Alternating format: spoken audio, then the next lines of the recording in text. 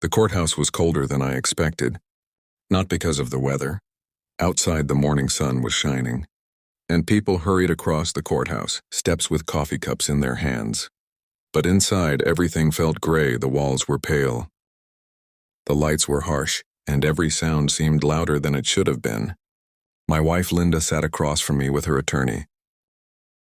She looked confident, too confident. For months she had been telling everyone that I was a terrible father. She said I had abandoned my 3 children, refused to support them, and left her to carry the entire burden alone. She had demanded child support for all 3 kids, along with back payments that her lawyer claimed I owed. The amount was so large that, if the judge approved it, I could lose my house. Linda knew that, and she didn't seem bothered. She sat with her arms folded, wearing the same calm expression she used whenever she believed she had already won. Her attorney leaned toward her and whispered something. Linda smiled. Then she looked directly at me. "You should have accepted my offer," she said quietly. I didn't answer. Her offer had been simple. Pay her every month without asking questions. Give her the house and stop trying to see the children. In return, she would avoid making things difficult, but I had refused. Not because I wanted to fight her, because something about the entire situation didn't make sense. I had supported my children since the day they were born. I paid for food, school supplies, medical bills, clothes, and every activity they wanted to join. Even after Linda moved out, I continued sending money, but she claimed I had paid nothing. She claimed I had disappeared, and now she wanted the court to believe that I had abandoned my family. The clerk called our case. We stood. As we walked toward the courtroom, I felt the envelope inside my jacket. It was thick, heavy, and it contained something Linda had never expected me to see. We entered the courtroom and took our seats. The judge was an older woman with silver hair and a serious expression. She looked through the documents on her desk while both attorneys prepared their arguments. Linda's lawyer stood first. "Your Honor," he began, "my client has been raising 3 children alone. The respondent has failed to provide consistent financial support and has avoided his responsibilities as a father." I stared at the wooden table. "The children have suffered because of his neglect." The lawyer continued, "My client is requesting monthly child support, retroactive payments, and additional compensation for expenses she has covered alone." The judge looked toward me. "Is this accurate?" My attorney stood.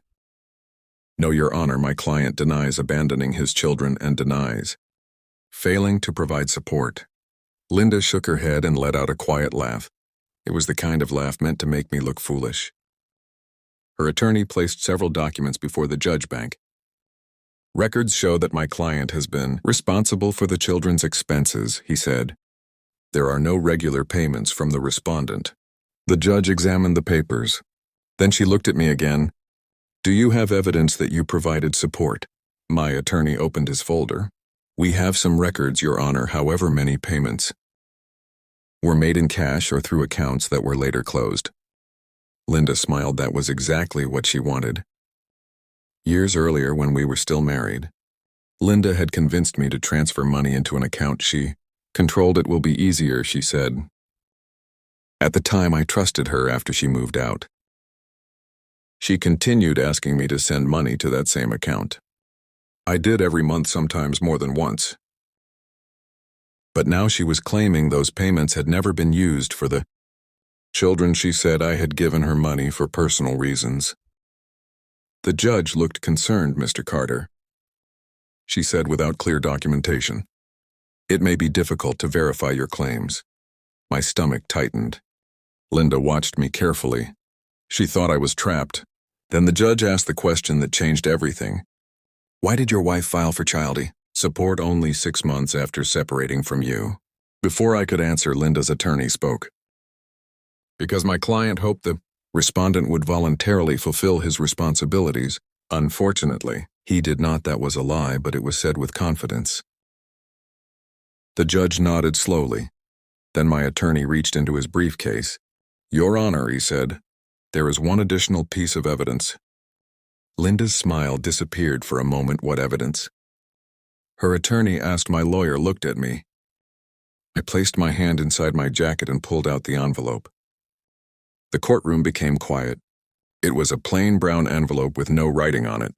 I held it for several seconds. Linda stared at it. Her face changed. At first she looked confused. Then worried, then frightened. She knew that envelope. She had seen it before. The judge noticed her reaction. "Is there a problem?" she asked. Linda quickly shook her head. No, but her voice was different now. My attorney walked to the judge's desk and handed her the envelope. "Your Honor," he said, "these documents were delivered to my client 3 days ago by an individual who requested that the information be presented in court." The judge opened the envelope. She removed several pages. Her eyes moved slowly across the first document. Then she looked at Linda. "Mrs. Carter," she said, "do you recognize this account?" Linda remained silent. The judge held up a bank statement. "It appears to be a savings account in your name." Linda's attorney immediately stood. "Your Honor, my client's personal finances are not relevant to the child support case." My attorney responded, "They are extremely relevant." The judge continued reading. The room was silent. Then she placed another document on the desk. "This account received monthly deposits from Mr. Carter," she said. Linda's face went pale. The judge read the dates. $1,000 on January 5th, 12th, $100 on February 9th, $900 on March 3rd. She looked toward me. "Mr. Carter, are these the payments you mentioned?" "Yes, Your Honor." Linda stared at the table. Her attorney turned toward her. "You told me he made no regular payments." Linda whispered something I couldn't hear. The judge lifted another page. "There are dozens of deposits," she said. "Some are marked for school medical expenses and children." Linda's attorney looked shocked. He flipped through the documents. "This can't be correct," but it was. For 3 years I had sent money into the account Linda controlled. She had told me she used it for the children, but the statements showed something else. Large amounts had been transferred from that account to another account, an account I had never seen. The judge looked at the final document. Then her expression became colder. "Mrs. Carter," she said, "why were these funds transferred to an account belonging to your brother?" Linda didn't answer. Her attorney slowly sat down. The judge continued. "The records show repeated transfers totaling more than $70,000. Linda's hands began shaking. "It was a loan," she said. The judge looked at her. "A loan, yes. Do you have a written agreement?" "Oh, did your brother repay any of the money?" "No." "Were these transfers made with Mr. Carter's knowledge?" Linda looked at me for the first time that day. She seemed unsure.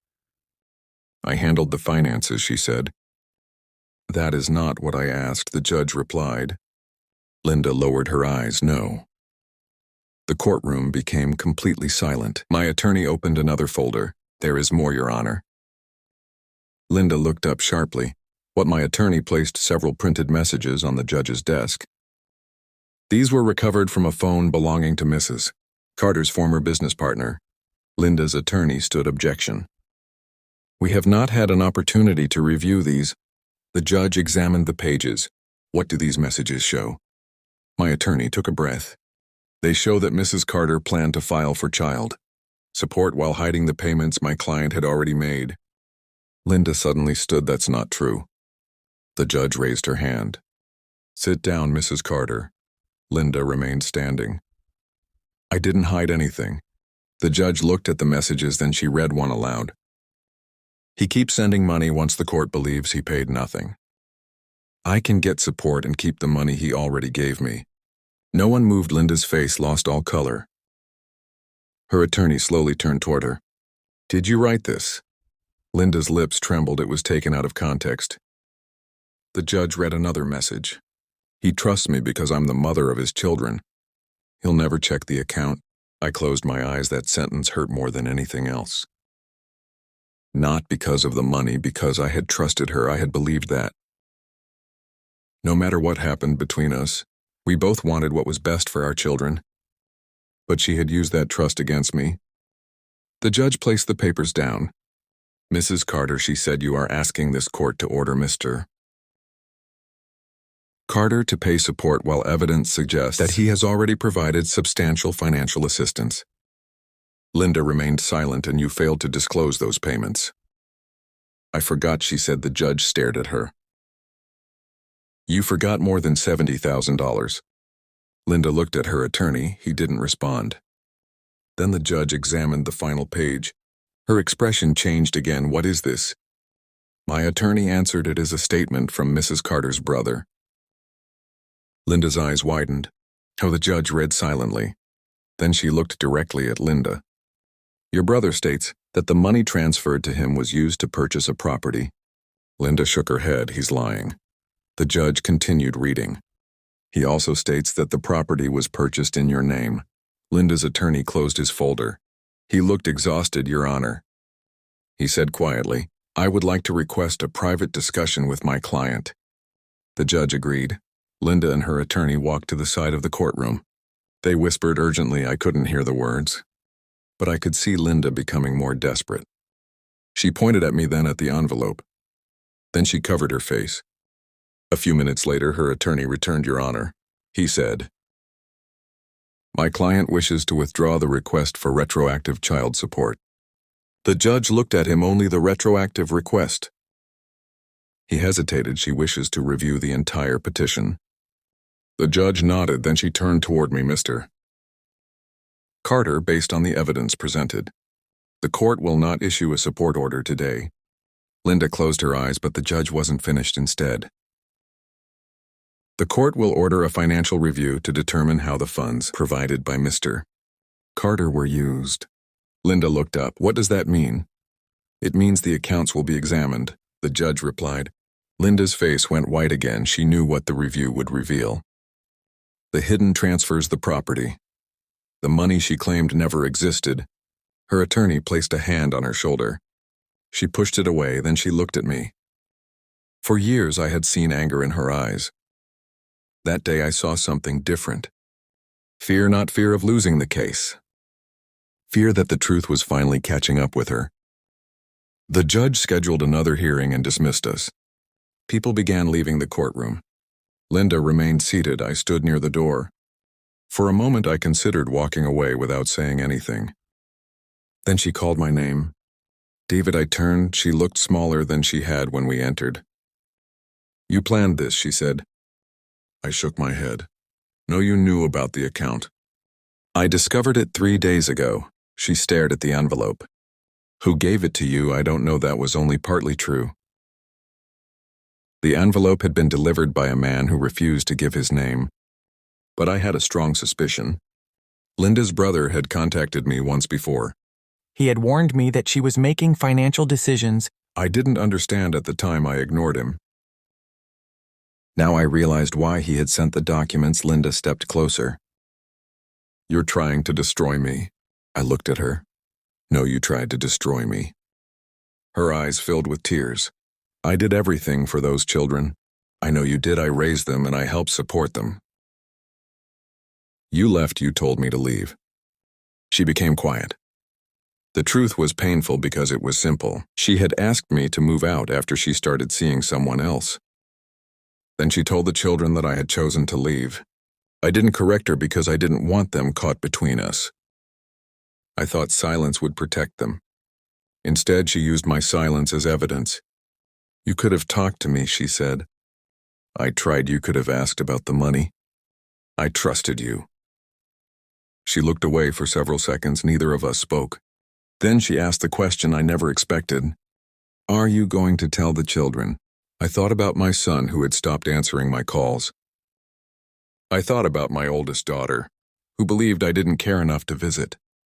I thought about my youngest, who once asked me why I stopped buying her birthday gifts. I had sent gifts. Linda never gave them to her. The records were inside the envelope. Every purchase, every delivery, every message. I won't lie to them, I said. Linda's tears began falling. Please, I won't attack you either. She looked confused. I don't want them to hate their mother. I continued. They deserve the truth, but they don't need to carry our anger. For the first time, Linda didn't have an answer. I left the courthouse. Outside, the sun was still shining. I stood on the steps and breathed slowly. My attorney joined me. "You did the right thing," he said. "I don't feel like I won. You didn't come here to win," he replied. "You came here to stop a lie." That stayed with me over the next few weeks. The financial investigation continued. The court discovered that Linda had received nearly every payment I had made. The money had not disappeared. It had been moved. Some was used to purchase property. Some was transferred to relatives. Some was spent on things that had nothing to do with our children.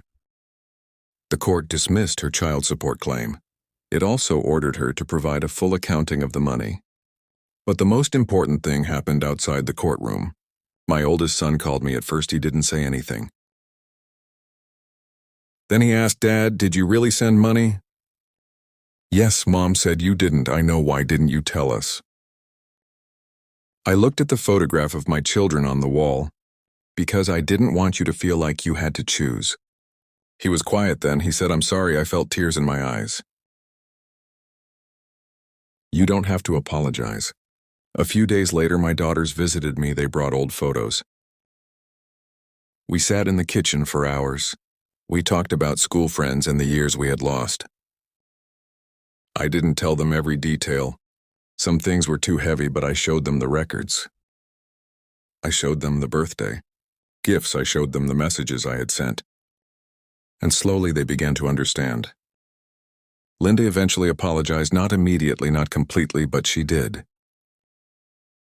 She admitted that anger had made her believe she deserved more than I was giving.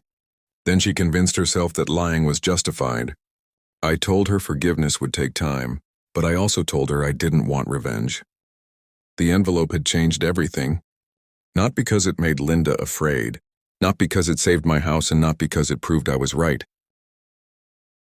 It mattered because the truth finally had a voice. For years I had been silent. I believed that staying quiet made me a good father, but silence can become dangerous when someone else uses it to create a false story. I learned that protecting your children doesn't mean accepting every lie told about you. Sometimes the best thing you can do is stand calmly, show the truth, and refuse to become cruel. Months later, I returned to the courthouse for the final hearing. Linda was there. She looked different. Tired, less certain. The judge reviewed the final financial report and approved a new parenting arrangement. We would both share responsibility for the children. The judge also ordered that all future financial support be documented and placed into a monitored account. Before we left, the judge looked at both of us. "These children deserve parents who tell the truth," she said. "They should never be used as weapons." Linda nodded. So did I. Outside the courtroom, my children were waiting. My son walked toward me, then my daughters joined us. For the first time in years, we stood together without anger. Linda watched from a distance. I looked at her. She gave me a small nod. It wasn't forgiveness. Not yet, but it was the beginning of honesty. And sometimes honesty is where healing begins. I still keep that envelope. Not because I want to remember what Linda did. I keep it because it reminds me of something important. The truth doesn't always arrive when you want it. Sometimes it comes quietly. Sometimes it arrives inside a plain brown envelope, and sometimes, when you finally open it, the person who thought they had one realizes that the story they created can no longer survive that day. Linda walked into the courthouse believing I would lose everything. She believed I would be ordered to pay money I had already given. She believed my children would continue thinking I had abandoned them. But when the judge opened that envelope, her face went white. Not because I had threatened her, not because I wanted revenge, but because every lie she had built was suddenly standing in the light. And the truth was stronger than all of it.